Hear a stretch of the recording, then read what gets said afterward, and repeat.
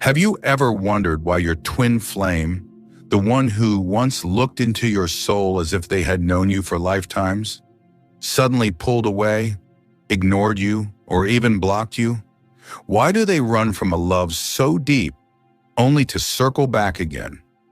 And most importantly, what makes them stop running, stop ignoring, and finally open the door to communication with you again?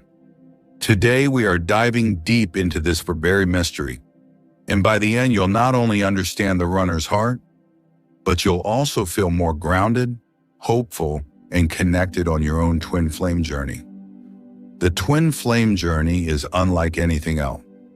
It's not just a love story, it's a soul story, a journey that shakes the very foundation of who you are, pushing you to heal, to grow, and to awaken.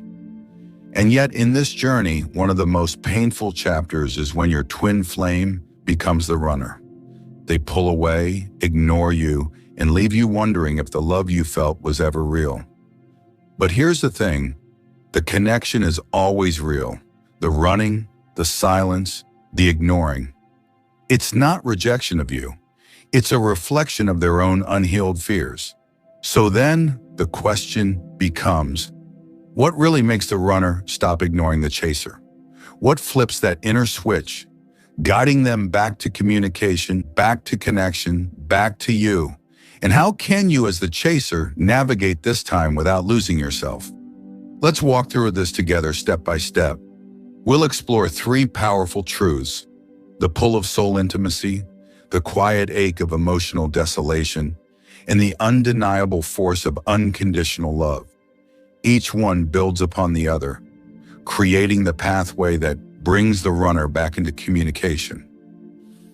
Let's start with the most powerful force of all, soul intimacy. You see, twin flames are not just connected on a physical or emotional level. They are bound at the level of the soul.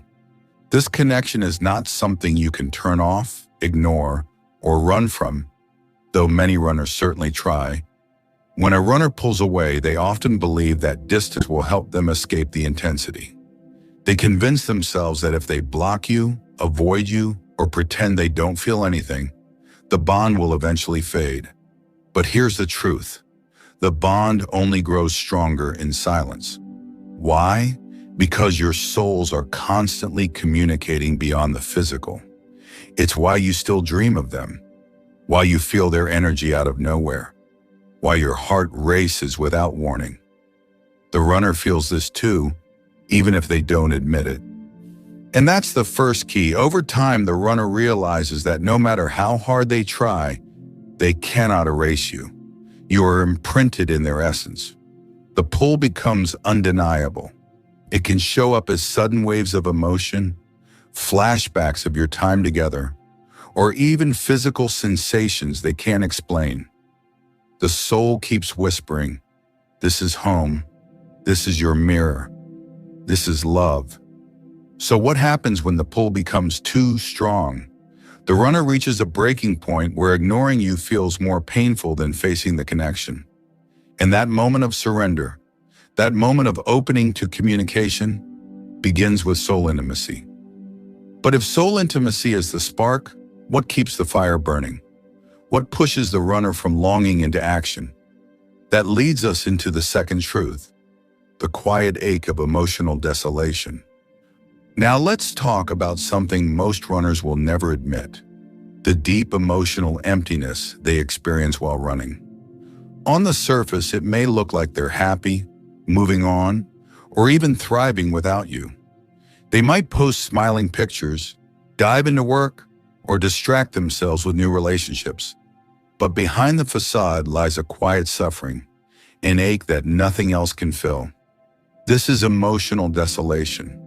It's the experience of living in denial of their own soul. The runner tries to go back to old patterns, old ways of living, hoping things will return to normal. But after meeting their twin flame, normal no longer exists. You can't unknow the truth. You can't unfeel the love. And so, the runner finds themselves in a constant state of inner conflict.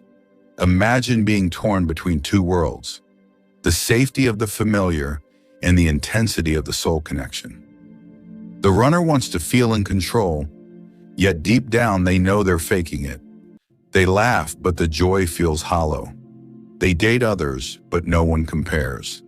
They try to bury the connection, but it resurfaces stronger every time. This quiet desperation is exhausting. And here's where the shift begins. Emotional desolation eventually forces the runner to confront their truth. They realize that ignoring you doesn't heal them. It only deepens their loneliness. They start to see that running from you is really running from themselves. And when that realization takes root, the silence begins to crack. Communication becomes not just a desire, but a necessity for their own healing. But even emotional desolation has a deeper foundation.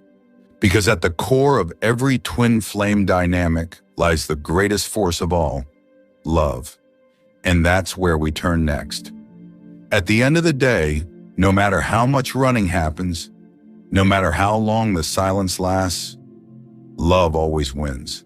And not just any love, the kind of love that is unconditional, raw, and eternal. The twin flame bond is built on this love. It's why no matter the obstacles, you always find your way back to each other. This love transforms everything it touches. It teaches forgiveness where resentment once lived. It inspires growth where fear once held you back. It awakens compassion for yourself and for your twin. And most importantly, it cannot be denied. When the runner finally surrenders to this truth, communication naturally follows. Because love seeks expression.